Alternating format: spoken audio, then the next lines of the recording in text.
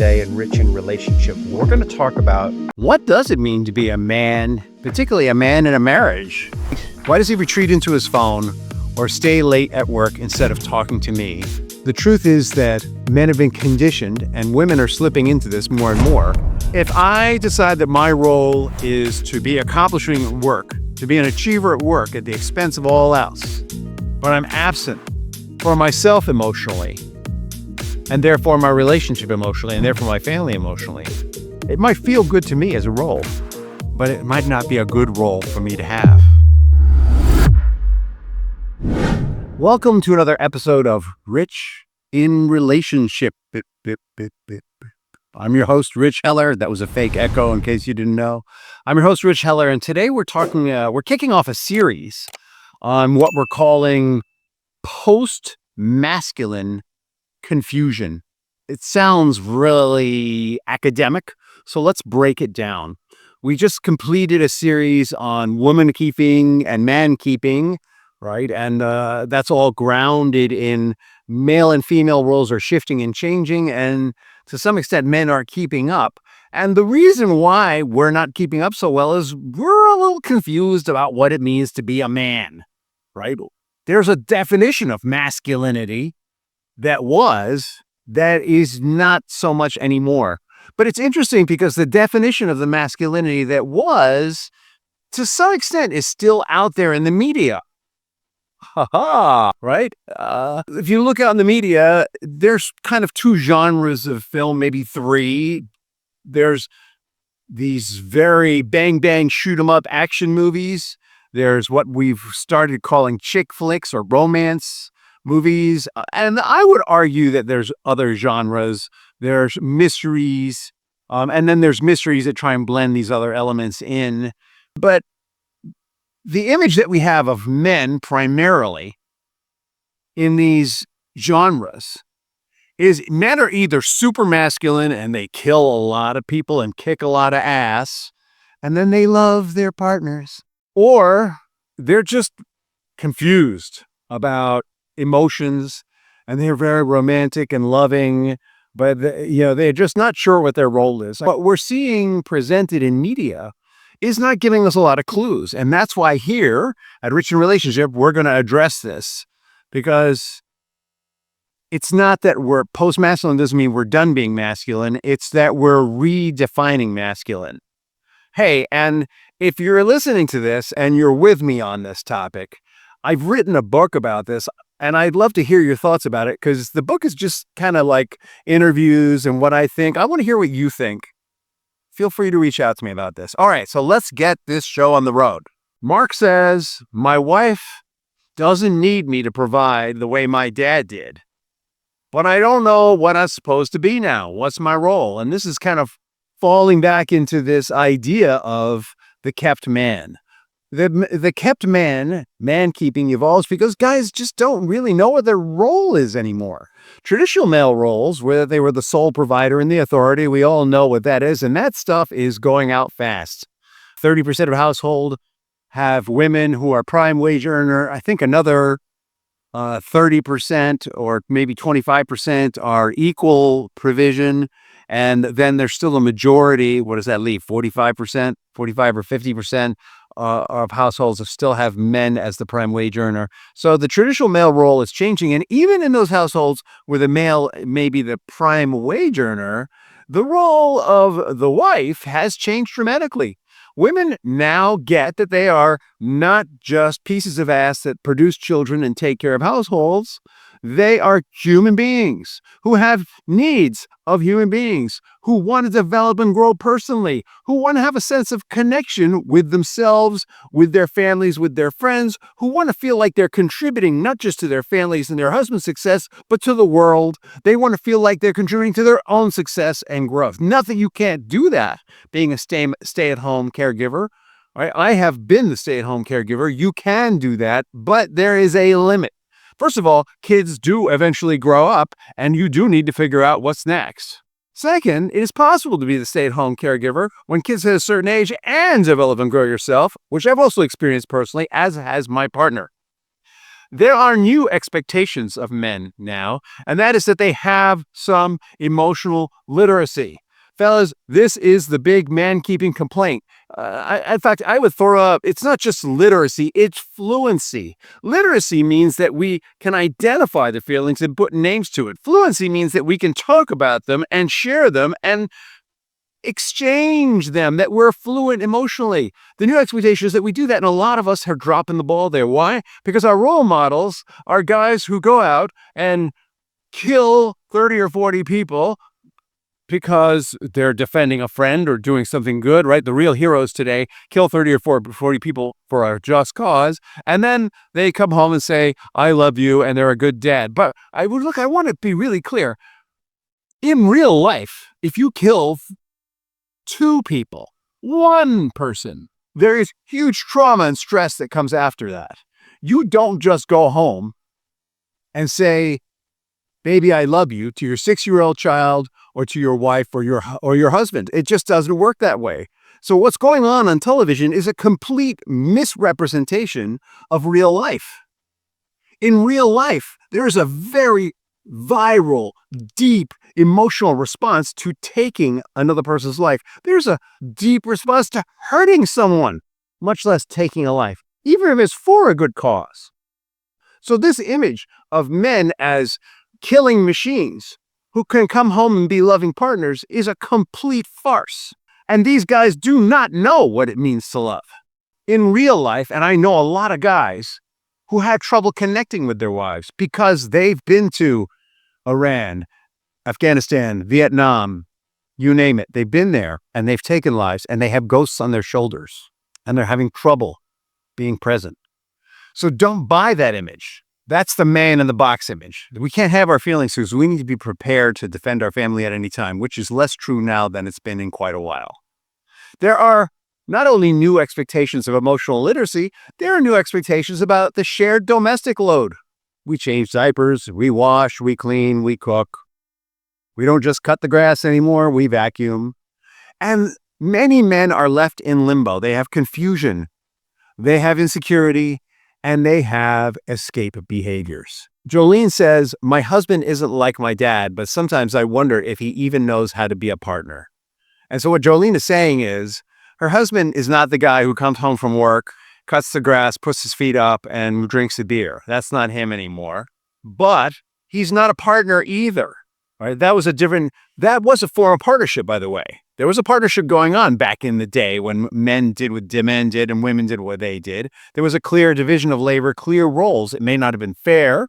It may not have been good in a lot of ways, but it was a clear division of role, and there was a partnership based on it. The challenge for us today, guys and ladies, is because roles have become fluid, and because we're showing that even though the brain that evolves in a genetically male body and the brain that evolves in a genetically female body, they're different brains and they have different chemistry and neurology and different ways of going at things, even though those different bodies and different brains can do a lot of the same roles, there's still some confusion about, well, if you have that genetically male body, brain, and neurology, how do you apply it today? Women's increased education, income, and autonomy had driven this. It is a blessing to be able to say, hey, honey, I need you to carry the load for a little while because I'm figuring things out. It's also led to changing family structures. There are dual earners. There's shared parenting. There are different genders becoming the prime wage earner. All good, but it leads to confusion, role confusion about what it means to be a guy, confusion about what it means to be a man, what it means to be married. And the social scripts have not evolved to guide men. There's the whole thing I'm telling you about what's going on in television. There's also what goes on in books. A lot of the stuff that I read in books today, people are very fast to embrace cultures with multiple genders, not just 2 genders. And there's a lot of forward thinking in that regard, but there's not a lot of forward thinking always in what does it mean to be a man. And it's really interesting when you start comparing male writers to female writers in 2025. That could be a whole podcast series. A Pew study in 2023 shows that women out-earn men in 29% of marriages, but men still handle 70% of long-term financial decisions. That is role confusion. It's not just about income differences, it's role confusion. The study basically indicates that men still know more about the long-term finances than women do in those relationships. And that's something that needs to be addressed. We've done multiple episodes on this. Both partners need to be financially cognizant and financially aware. Now, I know you're like chomping at the bit. Why isn't he talking more about what does it mean to be a guy? Well, first, let's just get clear about what are the sources of confusion. Steven says, I work hard and try to be present, but I feel like I'm always falling short. Is that just me? We've done multiple episodes recently on working and doing for fulfillment. And Steven, I would challenge you to think about what does it mean to be present? We can be in the room and paying attention, but not fully participating. Sometimes this is a worthwhile practice. If you're someone who's driven to take responsibility for people all the time and always want to help people, it actually might be a good practice to step back and not participate and just observe. But men more and more, because they're not sure what their role is supposed to be, often find themselves just sitting back and observing because they don't want to step in it. And then what happens is, because we're not sure how to engage, how to play, we start looking for fulfillment in other sources. Men start escaping. We escape into screens. We escape into games. Maybe we escape into pornography. Maybe we escape into another human being. These are behaviors that give us kind of a dopamine hit, but they lead to emotional numbness. What I mean by dopamine hit is all these behaviors, all the ways that we engage in screens or participate in life give us short-term feel goods when we win at something or when we're successful in the moment, but in the long run, they serve as escape mechanisms. Now, don't get me wrong, we can play games and do all that and not use it for escape. We can make a conscious decision to go unconscious, but very often men make an unconscious decision to go unconscious, and that's what we're talking about. And when this happens, couples feel drift. When this happens, there's resentment. And we're not even sure what the resentment is about. We're not sure why our wives are unhappy with us, or we're not sure why we're resentful of them. It's just sort of an undercurrent. And there are power struggles, not just about money. There are power struggles about who's going to do what. There are areas or responsibilities in the house that just aren't being taken care of. Maybe what it is that you haven't established true leadership, right? Role confusion is not about why aren't I the role my father taught me I should be. It isn't just about that. Role confusion is about if I'm not that, if I can do any role in my marriage, what role should I be doing or might I be doing? I don't feel like I can do this role because she's naturally better at it.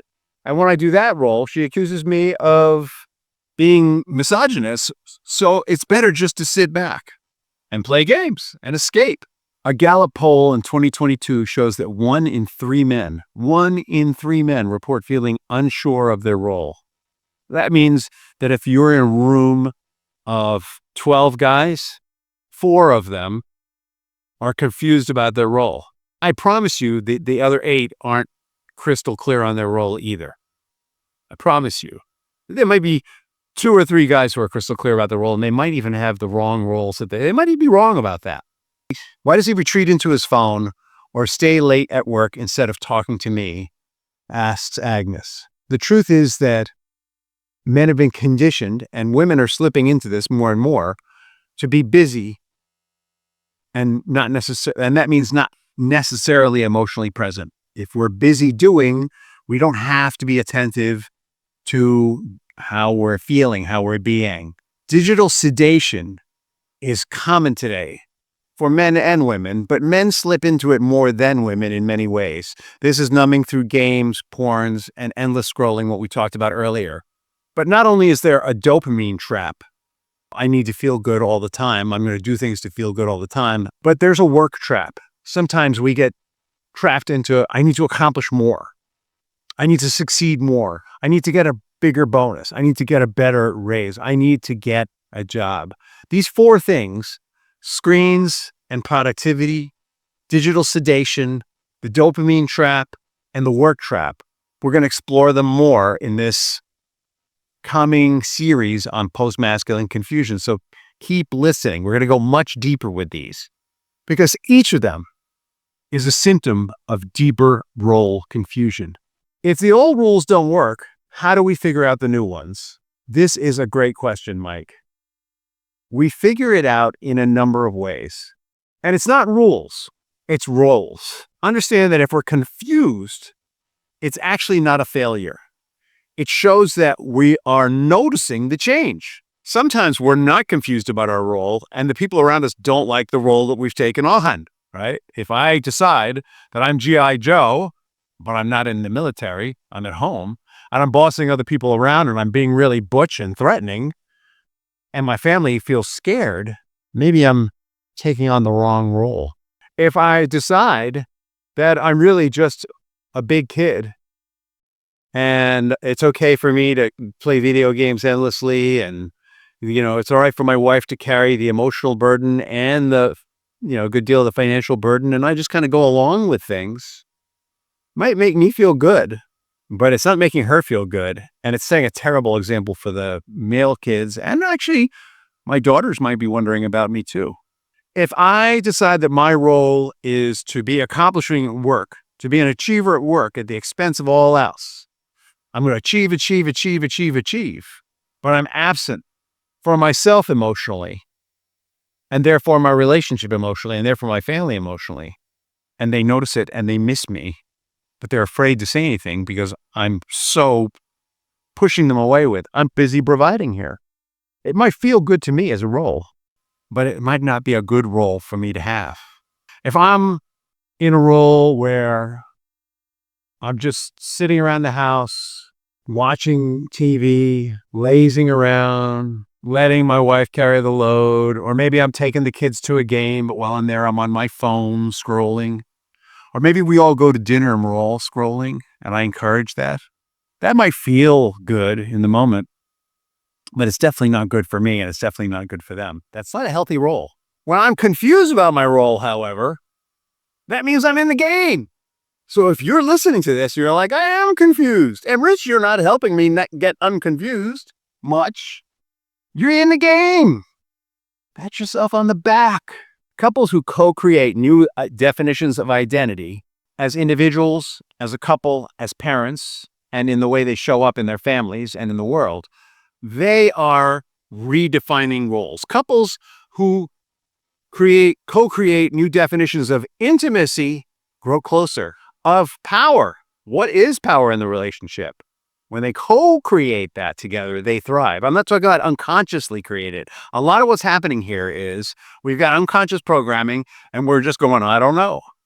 And we're trying to figure it out, but we're not trying too hard because we're so busy trying to keep all the balls in the air that our unconscious mind is just stepping in. When we consciously step in, that's when we start to see, hey, you know what? This is what I am naturally good at and I enjoy doing.